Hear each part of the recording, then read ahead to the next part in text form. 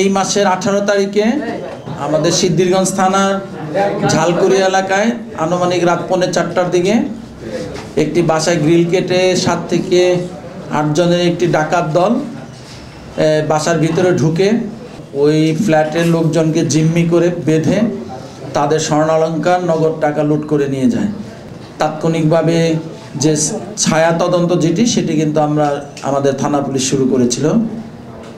পরবর্তীতে তারা বাদী হয়ে থানায় একটি মামলা করে স্বল্পতম সময়ের মধ্যে কিন্তু তারা এই ডাকাতির সাথে কারা সম্পৃক্ত ছিল, কারা এই ডাকাতিরা সংগঠিত করেছে তাদেরকে আইডেন্টিফাই করতে সক্ষম হয় এবং 3 জন ডাকাতকে গ্রেপ্তার করতে সক্ষম হয়।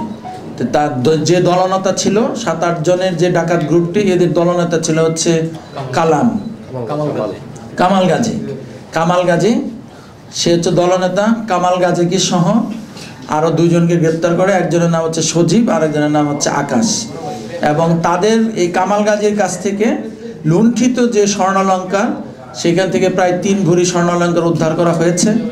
এবং আমরা জানতে পেরেছি যে বাকি যে স্বর্ণালংকার কোথায় বিক্রি করা হয়েছে সেই বিষয়ে আমাদের এই সিদ্ধিরগঞ্জ থানা পুলিশের যে টিমটি এরা কাজ করছে।